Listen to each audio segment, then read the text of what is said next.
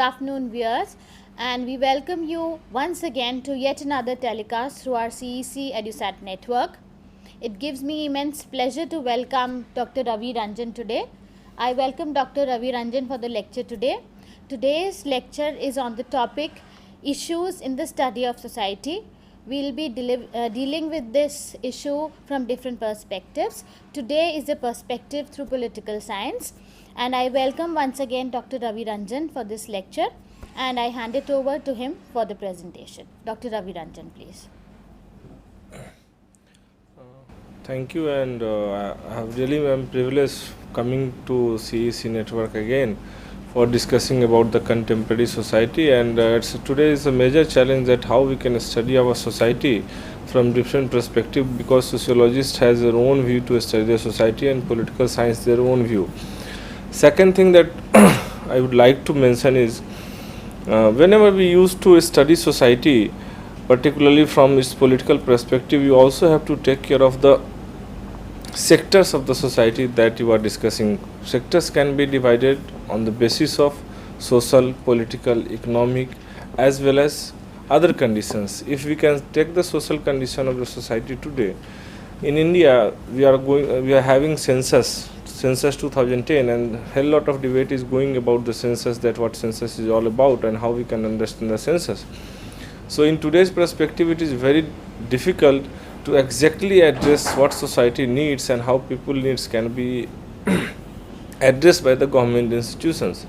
So today it is necessary to understand the different portions of society or different portions of our demographic lot can be studied and their demands can be answered.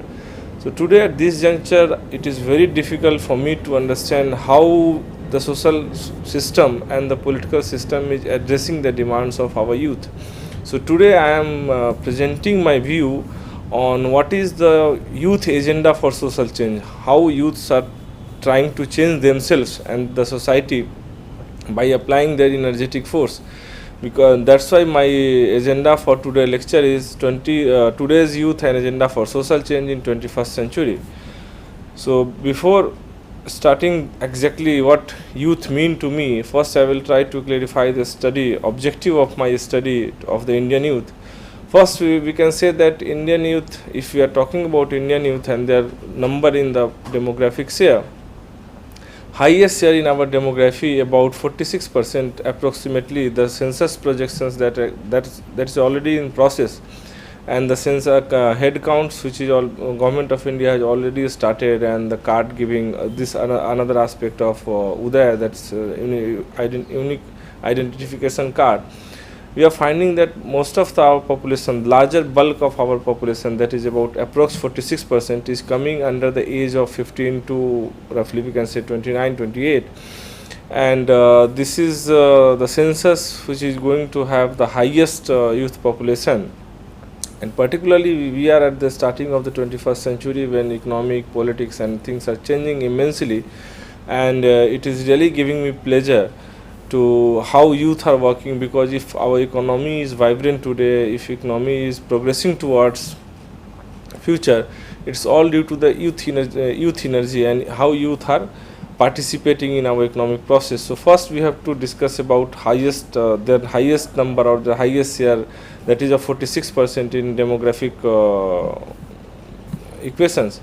Second is India is one of the biggest, fastest growing economy.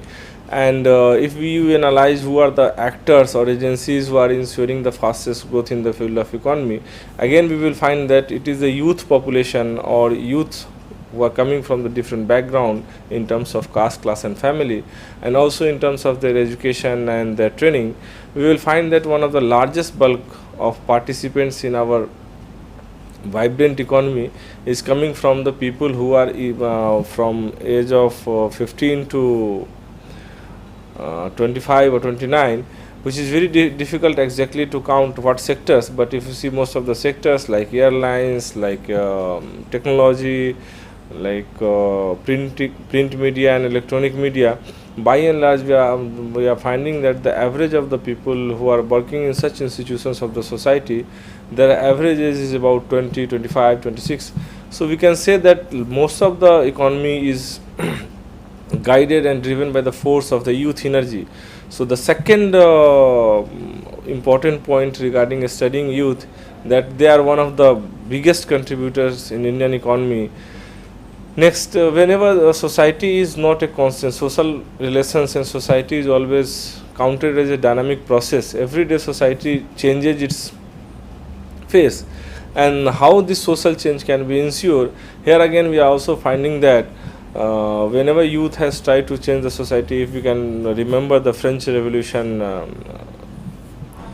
in 1968 French student movement slogan, be practical and try impossible. So try for this impossibility has exactly the youth power, we can say, that India is having right now, like the 60s of France.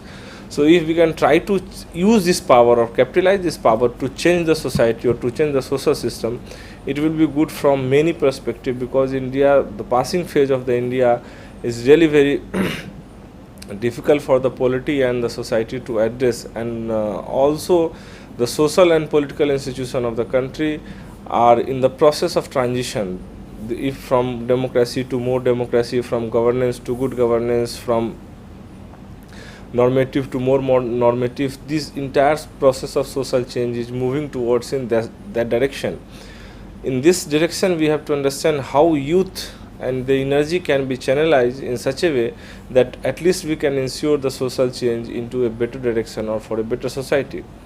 The second, we all know that since their share in the population is about 46%, so if we can say that their share in the electorate, the voters share, they are about 30 to 35 to 40%, and that's why the parties or the political organizations always try to capture the youth as inspirations, and that's why we are saying that leadership should be given to next generation, either it may be Congress, BJP and other parties also. And those parties who are really trying to trap the youth energy or the youth participation in politics, they are doing better, because their number is very high, and they can at least ensure any candidates win in Lok Sabha and Assembly elections. So youth's understanding about politics, their participation in political process, their participation in active as well as passive politics. For instance, it's not always about participating in the Lok Sabha and Vidhan Sabha when we are talking about our political participation, but it's also about how we are taking the participation in other field or other aspects, particularly in case of civil society, in case of our local organizations, how youths are participating and what type of vision they are having behind that participation, and where we are taking this participation, which way. So it's very important to understand the vibrancy of youth political force, that it is the only force which is very vibrant and take us to into a different direction to our political institutions in this country in 21st century, because most of the institutions in polity must try to address the egalitarian demands, and youths are one of the people who are not taking your political agenda or political propaganda to the rest of the society, but they are so energetic that they can work hard to make it as a political egalitarianism, and you can say political liberty can be ensured through their working. Next, they are not only the social factors to change the social system, they are not only vibrant force to change the political system, but the most prominent and everyday life watching youth's contribution is in the terms of their cultural innovations. Culturally, youths are guided by television, you can say cinema, new literature coming from all the parts of the world. So this global cultural assimilation of the youth is taking us to a new direction, and that we can say the entire culture is not only changing, but its dominance is with the youth, and youth are not only changing themselves and their culture, but they are also making the impact of the change on the rest of the society. And in that sense we can say the leadership is with the urban youth, because they are changing their culture of dressing, their interaction with the people, issues on which they are talking about, and this is directly translated to the other sectors of the society and other divisions of the society, we can say rural areas and the semi-urban areas. So this is always the ongoing process, that how youths are deciding not only about the culture of their days, but they are also transcending the old or traditional culture, the many norms and norms basically guided by the caste hierarchy. They are now coming upward and challenging the caste hierarchy. So we also have to symbolize them as they are the person who are changing the entire social setup, and they are trying to change the symbolizing culture. They are symbolizing the cultural change in India. And now we have to talk about what is their vision for the 21st century, whether they want to be treated as a green youth, or you can say sporting youth, connecting to the world. So many other aspects when we have to discuss about the 21st century vision. And 21st century vision has to be understood in two ways. Number one, that what exactly youth want that country should be go like, and second, how they are changing themselves. Recently we had this Commonwealth game in Delhi, and we see that large of youth participation not only actively in the games or different games that we have had at different venues of the different part of the city, but other point which is very necessary at today, that they are basically the cultural forces, or they are the messengers from one country to another, because they are connecting others with the message of green youth. We can say the youth who are very involved with the protection of the environment for the future generation of the humankind. And there we can say sporting youth. Sports is day by day making us more close to other parts of the world in terms of participation, in terms of viewership, in terms of telecast, broadcast. So these things are there, that you can say that entire youth generation is also having agenda at two level. First, at the level of the individual, that how an youth is talking about the society, and how the youth is connecting himself with the country and with the abroad at the same point of time. And second, that what is the view of state, civil society, and the global process that is going on in terms of economy, culture, and the social system is affecting the youth. So we have to study the vision for 21st century in two ways. One, that how youth is perceiving or conceptualizing the notion of change in terms of society, polity, and culture. And secondly, we also have to see the other side of the coin, and that is how the social processes in terms of politics, culture are affecting the youth. So this two-way process we have to understand if we exactly want to assess the role of the youth in society, polity, and social change. So this is very important to understand what role youth are playing in our social process and political process. Now, the major question is coming when we are talking about youth and their role in the vibrancy of economy or in their cultural change. We have to decide who are youth. Basically, there are many definitions. One the established definition, or you may be sometimes used to say that it is a stereotype definition. Youth is always decided by your age, which age you belong to. So, first definition is the totally biological definition based on your idea of age, that how old you are. And as per the definition of United Nations Economic and Security Council, which is also publishing every year youth report, they are saying that any individual human being, girl or boy, who is between 15 to 25 years of the age, they may be called that they are the youth population of that country, or they are the youth population, or they are the youth demography of the country.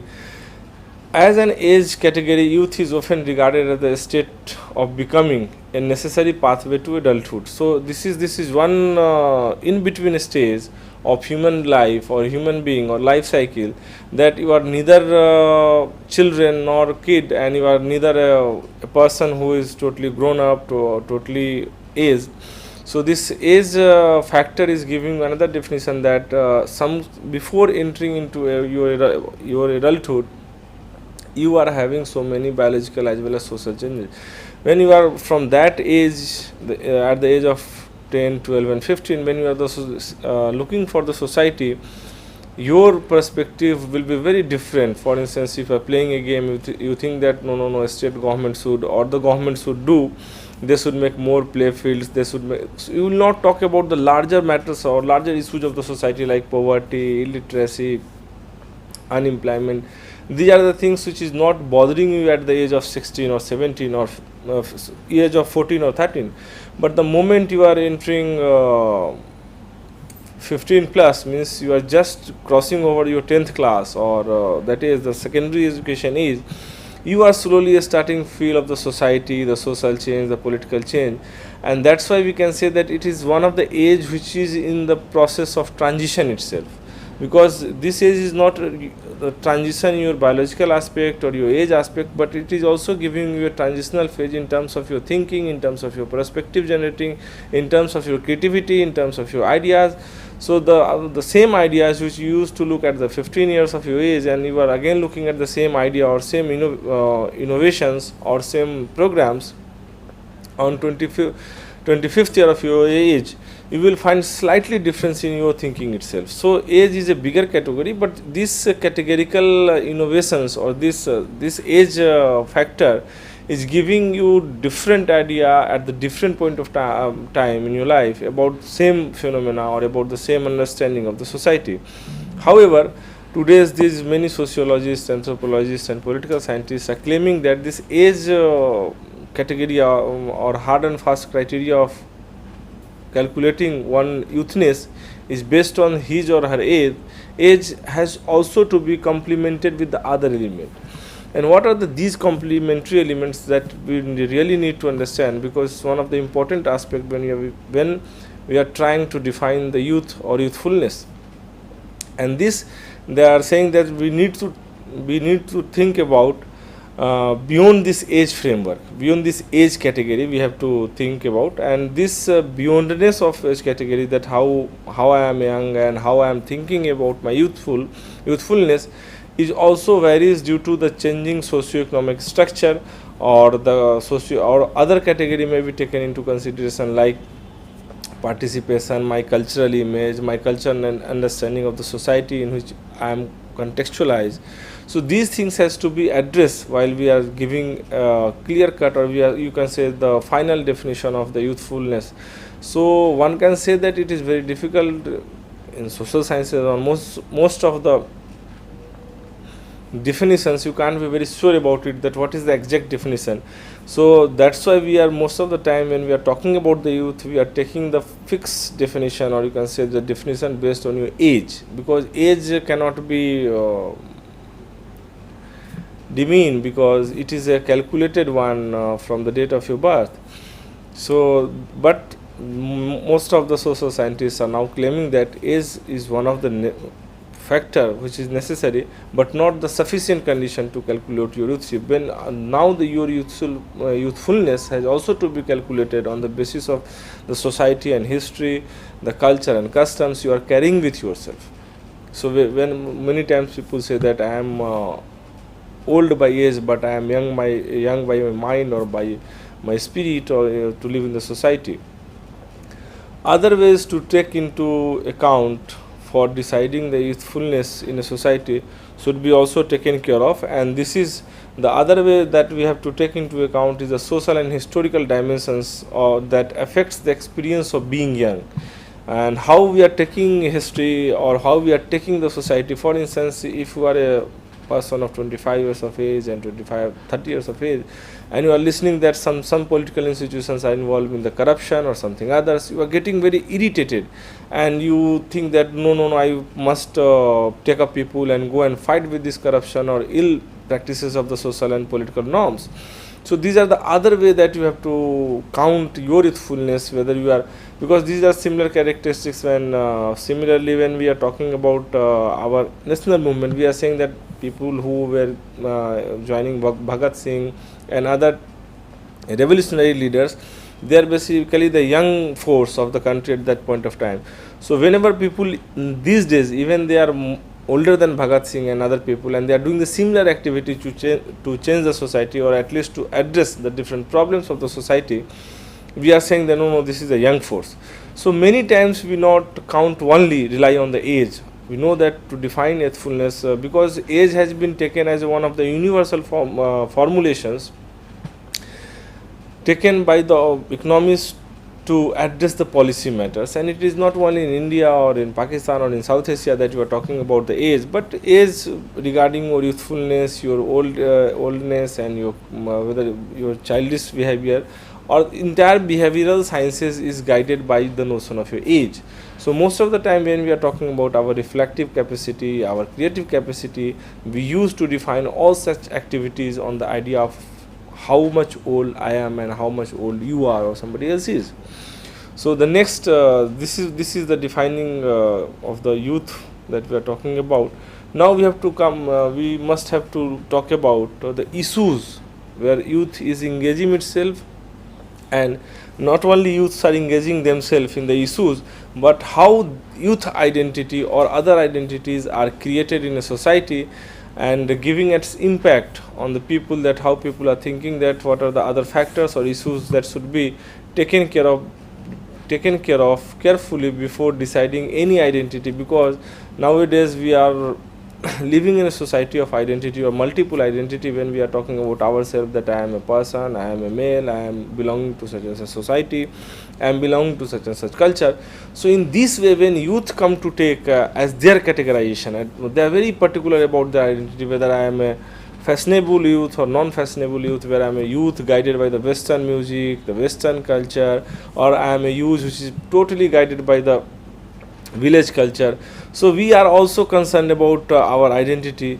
Secondly, now youths are not taking the entire social or moral directions in the way that the older generation wished to, because now youths also developed having their connection to the different kinds of literature, the interaction with the media, and how media is reflecting on the social behaviors and the political behaviors. Now youths are very much concerned about the subjective aspect, that they are saying that we should not take any objective definition which we are not feeling ourselves, it is true for our category or true for our social sector.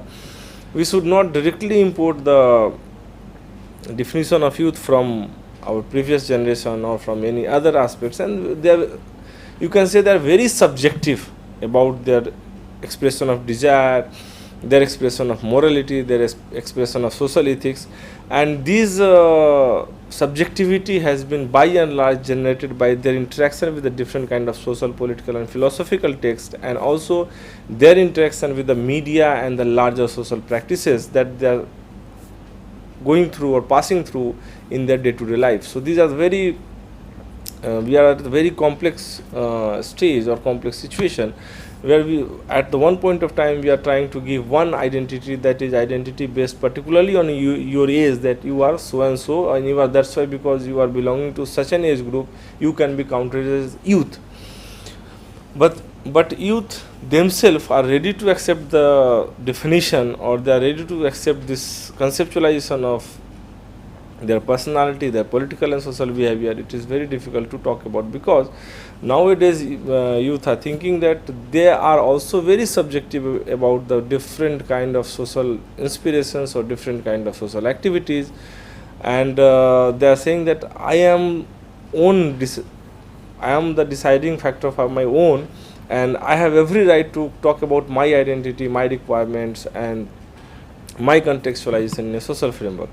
The second most important issue that is coming before the youth is, and put by the society and the government, is that what is the impact of government policy or institutional measures or the corporate power on the young's mind or the young's identity as a agency for the development of self and the others. So it is now every young individual is thinking that whatever the policy, either it is made by the government or non-government organization, B, the corporate people, like many of the people are getting influenced by people like Bill Gates, Anil Ambani, Mukesh Ambani. These are the big business houses, and they are not only motivating the youngsters to come to economy, participate, work hard and get more, but they are also thinking that how as a agency to change the society or to develop the society, and what are the role basically they are supposed to play for the entire development of the society. Number one. Number two, when they are talking about the policy and its impact, they are also very much concerned about their role of the self creation, that how they are creating something, some ideas, some concepts, some innovations, and which may be important not only for himself or herself, but it may be also important for society at large. So their idea about impact of the government policy and institutional measures must have to be taken into consideration before deciding any policy or any future amendment or any future legislature regarding the running of the society. So it's very important to talk about that. Next is how the social factors like class, gender, caste is really affecting the youth. And here I will just draw the attention of the viewers of this channel to recent judgment by the Ayodhya on the Ayodhya issue by the Allahabad High Court, Lucknow High Court, Lucknow bench of the High Court in UP. And we were thinking that how youth, either from Muslim or from Hindu religion or from any other religion, will react over the judgment. So people were thinking now it might turn into some other direction or wrong direction, and people were very sensitive about the outcome of the judgment and its post judgment processes. But here we have to think that now youth are also not only embedding themselves in the process of social transformation or political change or institutional measures that need to change the economy or their perspective about the life, but they are now also very much sensitive about the social differentiation that exists in the society, and they are trying to make themselves not only secular and coming out of that social differentiation, which is saying that you are a Hindu youth or you are a Muslim youth or you are a Christian youth, but now they are saying that how we have to conceptualize, and they're forcing us, basically the youth participation is not only forcing us to understand caste, class, gender equation in the society, but also that how this understanding of youth and this understanding of the society vice versa can construct the social image of the youth and the nation as a whole. So they are very particular about it, and nothing happened after the Ayodhya judgment. I am very thankful to the youth power of India, which can be diverted for something wrong action and something very conflictual in the society. So now they are also understanding the entire social system, and they are also trying to understand the Indian social structure in terms of the caste, class, gender, and they are very much concerned that within cultural sphere where the youth are pursuing their aims or their inspirations, how these factors like caste, class, gender can make an impact not only on youth mind, but how they are guided in their future action for the welfare of the society by taking into consideration these factors of the social differentiation. The next we have to discuss about challenges. So this was the first. We have to discuss about the objective. Second, we have discussed about how we can define youth. Third, we have discussed about what are the issues which is very important for an youth in this country, and vice versa for the society also, that what exactly society is expecting from the youth. Now we have to come about the challenges, what type of challenges that our youth generation is facing today in the society, and not only at the level of India but also at the level of globe. So globally and nationally, how they are thinking about different issues, different actions taken by the international bodies as well as the national bodies or national councils. So basically 5 issues are coming out if we can see the challenges before youth today. First is their position in the global economy, because first is their position in the global economy that we can discuss under the subtitle Youth in Global Economy. Second is youth and education, how education system is helping the youth or how youths are changing the education system, which is very important to know about. The third is youth and employment, how employment factor, the economy factor, is talking about youth and their participation in the employment process. Fourth is how state and civil society, both the political institutions, are acting with or acting without youth, and how they are posing something on youth, and how youths are taking these institutions into their own consideration for their self-development as well as the development of the society at large. And last, that what are the risk factors that our youth is facing today in this world of globalization or in today's era of liberalization. So one by one issue if we try to discuss, so if we can go to the global economy, how they are placed in the global economy, and we can easily realize through our social interaction that throughout from morning to evening and from evening to again next morning, this span of 24 hours has engaged youth in many aspects if we can talk about the economy factor, because with the entry of BPOs in our service sector and job market, and with the foreign corporations which are now having their not only the production unit but also the distribution and service unit in India, they are basically engaging the large number of youth, and they have to go and work even in nights, and we are seeing the social changes and psychological changes that they are putting before the society. And if we will try to understand their education, their position in the global economy, we have to understand the poverty situation in the society.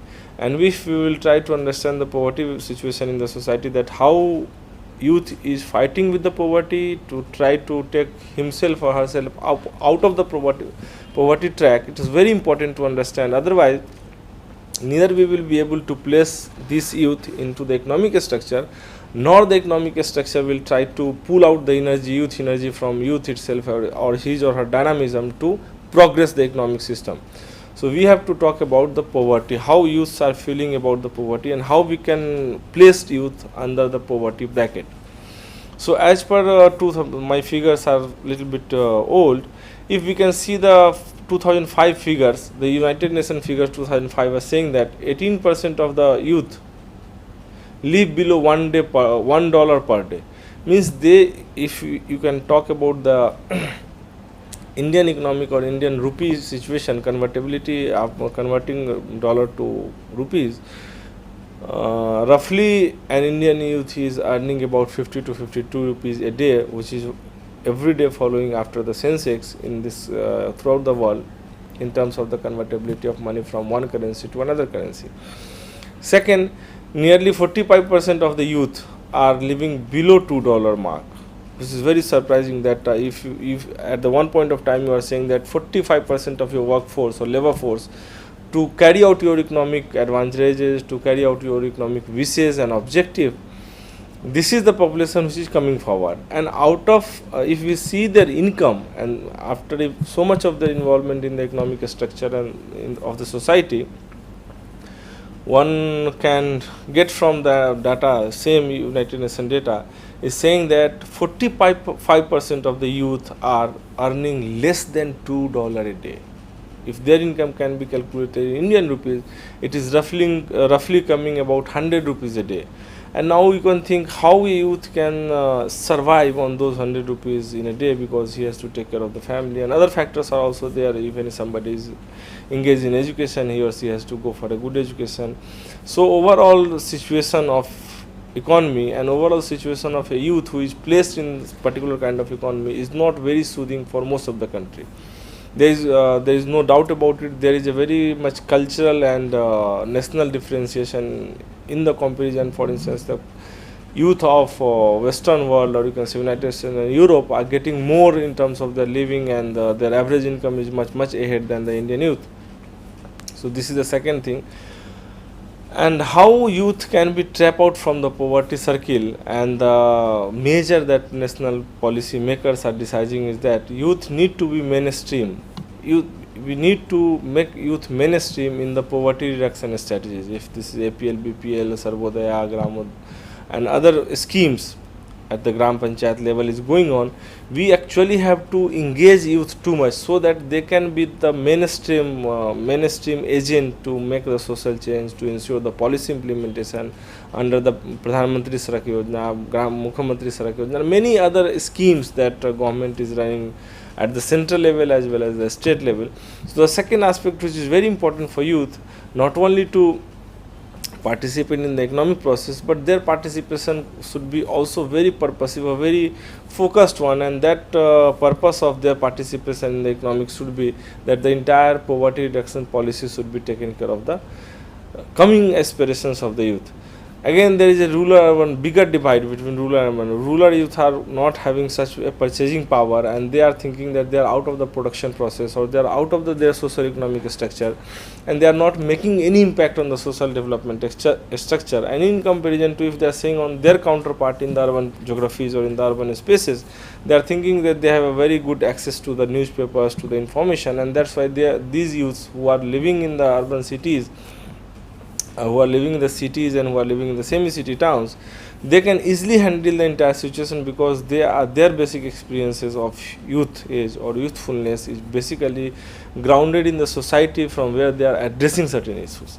So it is very important in that way that we have to understand among the youth what is the divide between the two types of youth. One who is having something to survive himself or herself, and another who is not having who is having nothing to survive himself or herself. The next is there is a but it is not the end of the research. The research must go on, not only to understand the role of the youth and the poverty of the youth and what political implications are coming out of the different kind of processes where youth, particularly the Indian youths, are involved. We must have to take about the other criteria of unemployment, because unemployment is one of the major factor which is not only keeping youth engaged in the economic process of the society or social process of the society, but it is one of the foundation of the society. And we must have to say that whenever we have to understand the economic system or economic process where the youth has to participate, we have to talk about the fluctuation of labor force participation in the changing economy. Fluctuation means sometimes we are having a good participation in the labor force from the youth community or from the youth sector, but now many economics are counting that due to developing age in developed nation and young age in developing nation, that's why developing nation's economy is getting boost and the unemployment condition is getting much better than the developed country, those who are highly segregated on the lines of their certain values, urban values.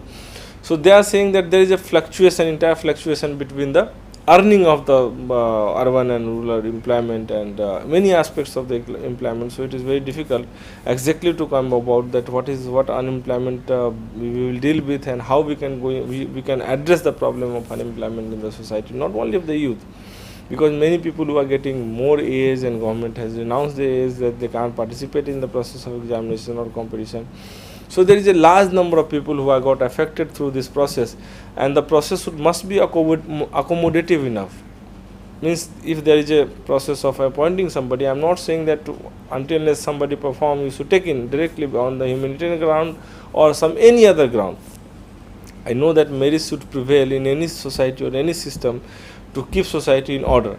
So this process of economic shifting is taking place, and it is putting another kind of moral and social and political pressure on us that how we have to take about the youth in terms of the economic shift in the society. There is also a need to increase the financial commitments towards youth, that how youth are talking about the financial commitment to the youth employment in terms of their employment, in terms of their interference into the social conditions. So these are the few points that employment related point or participation in economy of youth is concerned, and I have explained very briefly that how exactly mean when they are talking about rural urban divide, when they are talking about their per capita income from different kind of organization, until what point of time you are, if you even if you are not having this earning, you should be continuing on researching and doing things. So this involvement with the education system, your place in the moral system, your place in the society has to be taken into account when you are talking about the employment matters of the youth. Next agenda is for youth is education, because youths are not concerned about their education, but they are also concerned about the education of the society at large. So if we will see the different point that first they want to have a quality education, and everywhere we know that quality education is not only based on their idea of youth, but quality education they think that it should start from the school level itself. If their argument is that if an youth who is having a good schooling and good university, he or she must competent enough or capable enough to understand or reflect on any social events. Secondly, the access to the education system must be based on the required, it should be based on the system required across the culture, across any kind of differentiation, either it may be in the name of gender, other divides like caste and religion. Nothing should be counted when we are talking about the education system. Means we have to, or youth are planning to propagate properly a secular education system where nobody can think that he or she is privileged and others are supposed to follow him or her. So it is very peculiar point for our youth that whenever they are talking about the education, because education is the direct serving sector of the youth. We are through education policies, through examination, through teaching, through sending materials to them, and through putting into newspaper the things that we are talking about in our day-to-day life is very important for the youth, because youth are always trying to elevate the poverty from the society, and they can also be well asset of the society to reduce the poverty, to reduce the misery of the society. Second is their educational involvement must create certain kind of value, because we are knowing that day by day the values of the societies are getting down, and it is not only the values of the society, but it is also the values of the individual which are getting down. We are not guided by any kind of norms, and we are thinking that these norms are not important for me or necessary for me, because throughout my life I have not given any chance either by the state or political institutions of the state to participate into the decision making process. So how I can take this decision binding on me? So in terms of education also, they are thinking that education should not be emphasize some kind of binding on the youth, because youth are thinking that education should be free and autonomous and they can choose their own career. The basic idea about education is that they must prefer their own career before somebody guiding them. And second, they are supporting that since private education is getting very costlier day by day in this country, so youth are thinking that the education system or the higher education system particularly should be run, not only run by the state, but the state should have some kind of control over it, because once this private entry will taken into the field of higher education, things will change very fastly, and it may not be able to state or society to control not only the youth but the other factors who are changing the economy and the society through education and modern means of understanding the society. Now next, the entire activity till now we have talked about either education, employment, or poverty regarding the youth, or other many other challenges which I may not have covered, and people may have something in their mind they can ask after the finishing of the lecture as a question from any part of India. And I will really welcome their question, and I will love to answer those questions also according to best of my knowledge, and best of my ideas, that what I am knowing about the society, youth, and social. So youth, state, and civil society, we have to understand that what youth exactly understand or mean by the state power or the power of the civil society. So youth first, the moment we are talking about the state and decision making, youth is hoping that every social norms or every social legislation must ensure maximum political participation of the youth in decision making process. And political organizations in terms of election, political participation in terms of election and other political activities must be ensured to the youth. Youth and participation in decision making is very much required, and they are thinking that without asking us and without consulting us, government should not take any new decision. Environment is on the main agenda of the youth, because they are knowing that it not only necessary for our survival today, but it is also necessary for the survival of the next generation.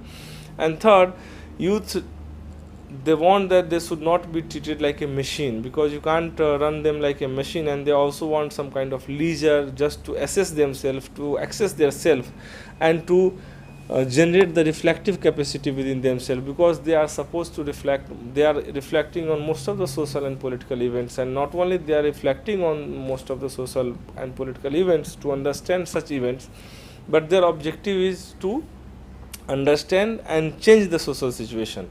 So it is very important to understand the role of youth in context of state and civil society. And a very non-conventional point I would like to make is the idea of leisure, that they should be free for some time. The youth wants to free for some time, so that they can revive or regain their reflective and creative capacity, because as Karl Marx has already said, the mode of production should not engage yourself in such a way that after a particular time you should feel alienated from your own product, that product which is generated through your labor. So it is very necessary for our youth that they should be given the chance to enjoy the freedom of creativity, because it's the highest power, reflective power that they are using to create something. So because we also know that biology and psychology both are witnessing to it, that due to age, people may feel some kind of decrease or some kind of relaxation in their idea of in their capacity to reflect or capacity to create. So these are the age factor, and that's why some free time also should be allotted to youth regarding their thinking over the social system and how they can change the society. So it is very important to talk about leisure in the lifetime or in the daily routine or in the employment nature of the youth. Next, we have to talk about the risk factors that youth are facing today. And the first risk factor we can see in our day-to-day life is regarding the health hazards. Health hazards are largest group of our population, making it vulnerable to the upcoming health hazards due to change lifestyle and work culture. We are saying that in many local neighborhood, taxis and cabs are coming late night to take the youth to the call centers, and with the entry of civil service sector in the economy, and this service sector entry into the economy force youth to work in a different environment, because earlier, before I say 20 years before, we don't have a work culture of working throughout the night addressing the foreign calls and the foreign requirements and the foreign economy. So these days, this change in lifestyle, change in the eating patterns is creating so much of health hazards like blood pressure, cardiac problem at the very early age, the diabetes. So these things are the health hazards that coming to the youth, or youth are perceiving these changes due to the change in the work culture and the living pattern or lifestyle, we can say. Second is a very problematic is the drugs and narcotics. Even after the government are trying to make ban on smoking and alcohol and many other things, we are regularly feeling that their sale of this product, pan, masala, gutka, and you can feel cigarettes and other things are going up. So these things are becoming more and more health hazards, because we know that most of the medical science experiments and medical science innovations are saying that pan, masala and gutka are one of the biggest cause of oral cancer, and day by day number of patients is increasing up in our society like anything.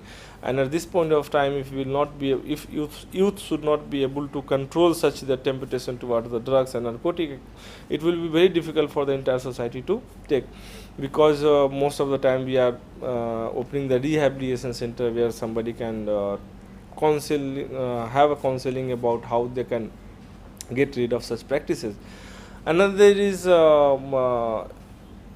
health hazard is, most of the time we used to discriminate about the female child. So this is one of the major problem which is creating youth sex ratio discrimination, and that finally generating to some kind of social problems.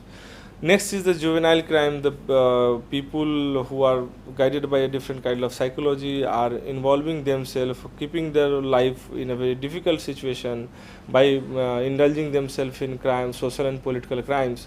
And many agencies are using youth, or you can say juvenile, to do all these things.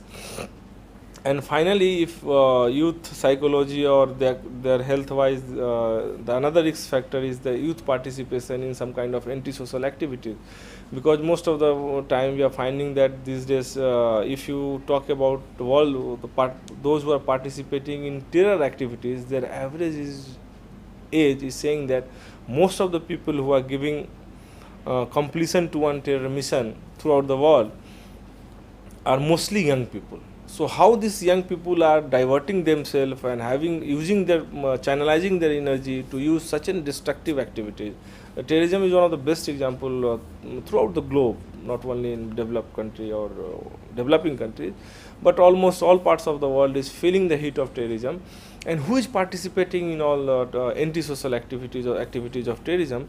Basically this age group, that youth we are talking about. So we have to engage them very purposefully, so they should not divert either on line of religious fundamentalism or on the line of terrorism. So we have to keep them correct by education, by counseling, by engaging them into the economic activities. So it is that I will talk in the next step. It is very necessary to ensure their participation in the social and economic activity at the highest level. So now, what is the new concerns for youth today? What should be the new concerns for youth today, and what are the major areas that youth has to address and the society has to address, as far as when we are talking about studying the society from the perspective of youth? So first is the process of globalization, how it is changing their lifestyle, their working culture. Second, because the today's world is based on the idea of information and communication technology. So how youth are engaged in communication and information technology. Next is the highest level of health hazard that youth is facing today in terms of the HIV and AIDS case. We throughout the India, state government and central government through narco and other many other agencies are trying to propagate all the messages on the level of biological and psychological level. They are trying to treat that youth should avoid to indulge in such an activity which can lead to the increasing number of AIDS affected people. Another thing, fourth is how youths are fix themselves in the conflictual situation like the border conflict or like the interstate conflict or between the international conflict. So conflict situation, how youth is addressing and society is addressing the youth in the context of a conflict situation, that we have to seriously take into account. Next is, there is a, whenever some problem we are talking about youth, the first idea that is coming to us, that is, see, the youth has a very generational gap. So gap between son and father, gap between the ideas when father was of young age and now the son is in young age. So this intergenerational gap has to be addressed.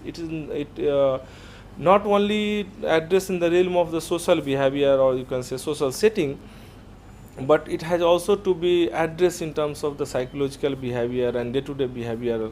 So attitude and action both has to be taken into consideration when we are talking about the relative position of the two generations, because the generation which is 20 years before in my age and now I am in this my young age can't compare within the similar framework, because so many things have changed, society at the social level, at political level, at an international level. So my consciousness today as a youth is guided by some different factors, and my father consciousness as a youth must have been guided by certain different factors. So this difference between the context and the different kind of factors has to be taken into account if really we want to understand society and social perspective from youth eyes or from youth vision. Next is, we should not try to marginalize in none of the economy or social or political process ever try or can afford to marginalize or exclude youth from the mainstream society, because they exclusion of youth from the mainstream society and their marginalization from the social and political process, it is not only creating problem for the youth but it is other way around, it is also creating more problem, or you can say larger problem for the society at large, because youth are not only individual in themselves but they are also part of the society, and since their number, their energy level, their involvement is too much, so none of the either political or social process, or you can say decision making process, should try to exclude or marginalize them. Now, after discussing so much about unemployment, education and many other things, poverty among the youths, now we have to think about what is the need of the hour, what we should do about it. So first we have to try to benefit young people from from young people's capabilities, that all the nations or societies should try to capture the young energy or tame young energy or young opportunities, and that opportunities for youth to be engaged in development process and nurtured and protected. That involvement should be protected and development should be ensured. Youth should not deprived and excluded from the developmental process, otherwise societies will be deprived of youth energy, and so this is a two-way process, you can say. If you are depriving youth or excluding youth from the developmental process, society has to feel the heat. If the society will be deprived from the youth energy, society can't progress. So both is going side by side. Second, particularly in terms of countries of Asia, because they have the highest number of youth who are earning less than $1 or less than $2 a day. That's why people from Asia and particularly from India, they must give more space in their imagination or in their social fabric to the youth, because their number is growing up and highest, and this is the energy which India, developing economy like India, can tap in a right direction, and we can further use this energy, youth energy or youth dynamism, not only to progress for the progress of our economy but the progress of the country at large. So this is the need of the hour today, that how youths are feeling and what youths are feeling about the social process and political process. Now, we have to discuss what are the different channels or what are the different ways that we are looking for in our society, that way ahead we can call about, we can think of what are the what are the different solutions or channels that youth are looking ahead, and the society is looking ahead from the youth, and youth is looking ahead from the different perspectives of society.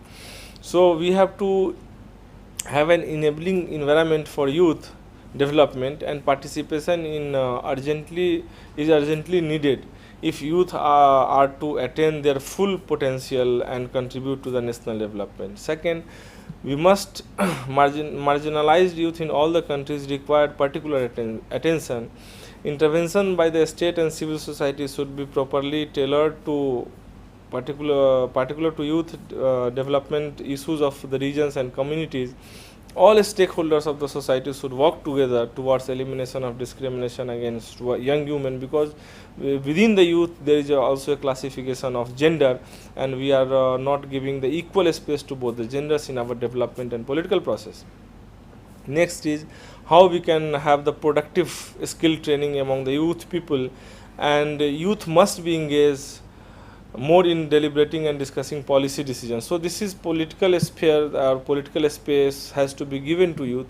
So if we really want to forward ahead or move ahead, we have to give youth more space, not only in terms of policy making, their participation in social and political process, but we have to ensure that their participation in the developmental process must go on without any hiccups.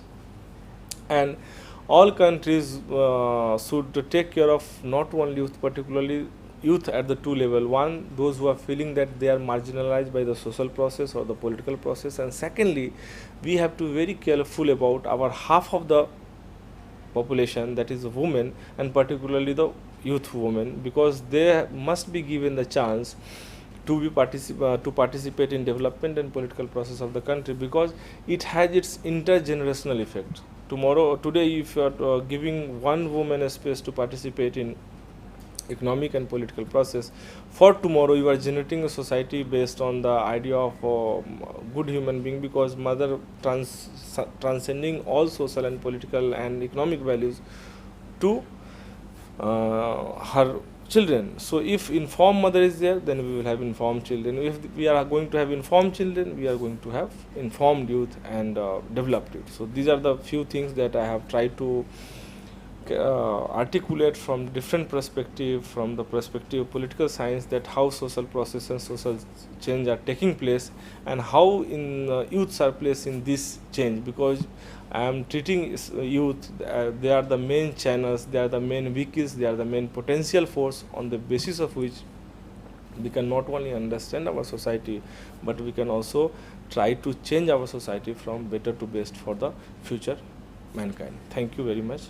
And with this, I am closing this discussion. I am requesting the viewers to throw question and ask question if they have any doubt in their mind, if they want to know about certain particular aspect of the youth culture or youth development in India, and how youth are going to participate in social and political process. And so this is the situation. So I am really thankful to the CEC and its network, and thank you very much for listening to the or viewing to the lecture. Thank you very much.